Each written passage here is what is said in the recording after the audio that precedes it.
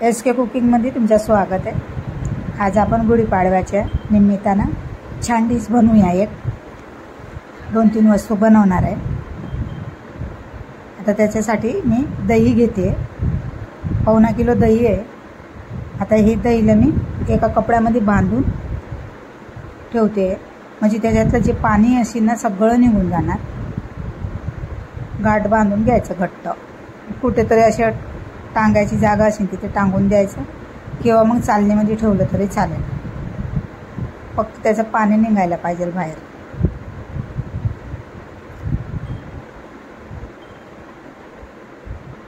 हे बघा असं पाणी निघतं त्याचं वालं, पूर्ण गळायला पाहिजे पाणी। आता पाणी छान असं गळून गेलंय, हे बघा एकदम मस्त असं गाठच्या गाठ निघाली, असं घट्ट एकदम।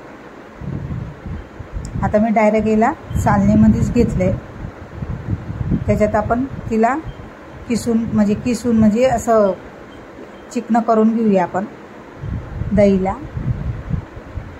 हे बघा असं छान चाळून घेतले आहे बघा, छानपैकी लोणीपेक्षा पण छान असं निघालं आहे। आता याच्यात आपण साखर टाकूया। माझ्याकडे जाडी साखर होती, मी तिला मिक्सरमध्ये टाकून बारीक करून घेतली। आता गोडच्या हिशोबानं तुम्ही साखर वापरू शकता, तुम्हाला जेवढं गोड पाहिजे त्या हिशोबानं साखर टाकला। आता मला जेवढं गोड पाहिजे तेवढं मी साखर टाकले, आणि याला आपण माझ्याकडे असं हे मिक्सर त्याच्यानं टाकते मी। हे बघा माझी केसर बरोबर नाही आहे, कलर बरोबर नाही आला तिला, त्याने मला फसवलं केसर देताना। नकली केसर आहे वाटतं, केसरला कलर आला नाही आहे। हे बघा छान असं आपलं श्रीखंड तयार झालं आहे। याला आता 5-10 मिनिटं आपण साईडला ठेवूया, म्हणजे साखर आहे ना मिक्स होईल असं।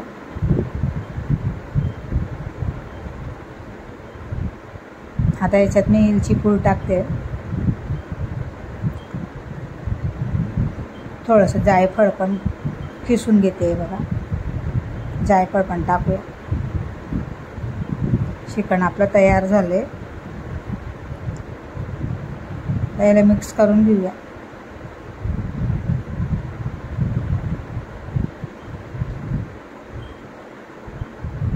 आता मी पिस्ताचे पावडर करून घेतले, तो टाकते, आणि बदाम टाकते। आपलं श्रीखंड तयार झालंय। श्रीखंड कसं वाटलं तुम्हाला मला कमेंटमध्ये सांगा। हे बघा आता मी एकाकडे डाळ लावले, छोले शिजवून ठेवले, टमाटर टाकते, हळद टाकते, फक्त कुकरमध्ये असंच 3 शिट्ट्या घेते। वरण बनवायचं आहे मला।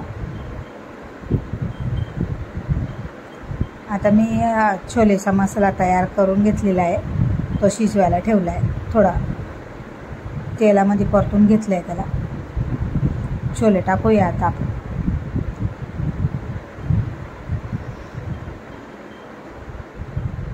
छोल्याची रेसिपी टाकली मी तुम्हाला।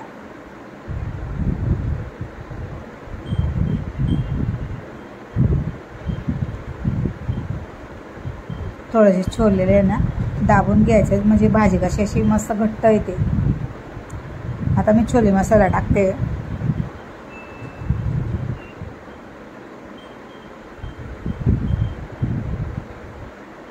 आता एक उकडी येऊ देऊया आपण, झाकण ठेवते मी, थोडंसं पाणी घातलंय ना आपण। तर माझ्याकडे पनीर होतं, ते पनीर मी बांधून ठेवलं होतं, तर ते पनीर थोडंसं होतं, मी म्हणजे टाकून देते छोलेमध्ये। आता हे पनीर पण टाकून देते।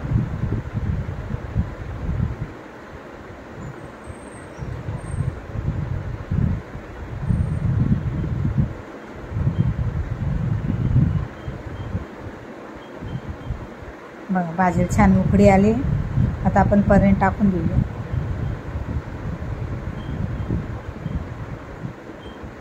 गॅस बंद केला आहे मी। आपल्याला पनीरला काही शिजवायचं नाही, फक्त मिक्स करून द्यायचं आहे, आणि आणि वरून आपण थोडीशी कोथिंबीर घालूया. छोले पण आपले रेडी झालेत.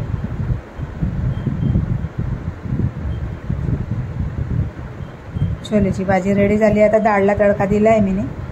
कोथिंबीर टाकूया. वरण पण झालं आहे आपलं. भात पण रेडी आहे. सगळं रेडी झालं आहे. आता आपण डिश बनवूया.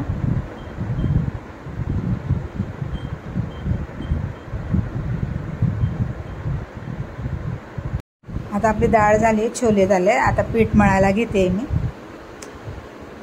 आता चवीप्रमाणे आपण मीठ घालूया आणि 1 चमचा भरून मी बारीक रवा घेतला आहे. म्हणजे पुरी आहे ना छान अशी खुसखुशीत बनते.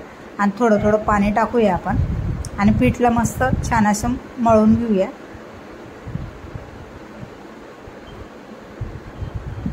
आता याला आपण मी ठेवलं होतं 5-10 मिनटं मी झाकून ठेवलं होतं. आता आपण गोळा करून घेऊया. अशा छोट्या छोट्या लोया बनवून पुरी बनवूया. मी डायरेक्ट लाटते आणि लगेच टाकते. लाटून ठेवत नाही जास्त. थोडंसं तेल लावते. पीठ पण लावू शकता, पण पीठ लावल्यानं काय होतं, पुरी आहे ना कडक होते. थोडंसं तेलाचा हात घेतला ना की मग पुरी कडक नाही होत. जेवढी साईजची पाहिजे तेवढी साईजची लाटू शकता, मोठी छोटी.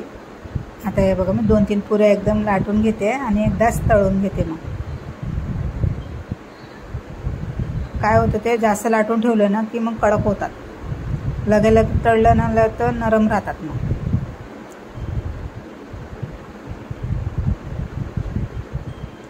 छोट्या मोठ्या तुमच्या हिशोबाने तुम्ही करून घ्या. आता बघा पुरे आपण तळायला टाकल्या. तेल पण छान तापलंय मस्त.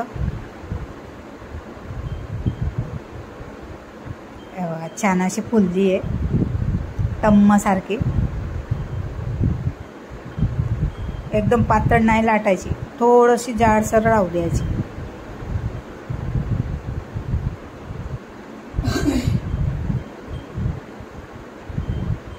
अशाच मी पुऱ्या तळून घेते.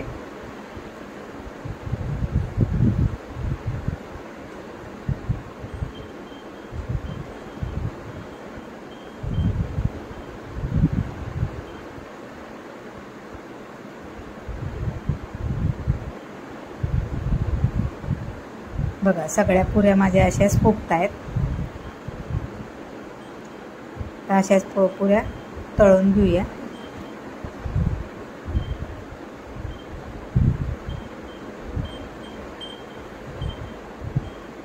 आणि तुम्हाला गुढीपाडव्याच्या हार्दिक शुभकामना.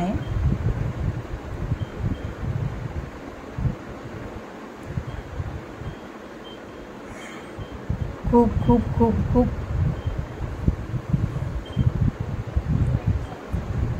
खूप खूप शुभेच्छा तुम्हाला. आता आपण डिश बनवूया. हे बघा डाळ, छोले, भात आणि आपले टम्म फुगलेल्या पुऱ्या आणि श्रीखंड. आता मी सलाड काय ठेवलं नाही आहे, फक्त हे एवढी डिश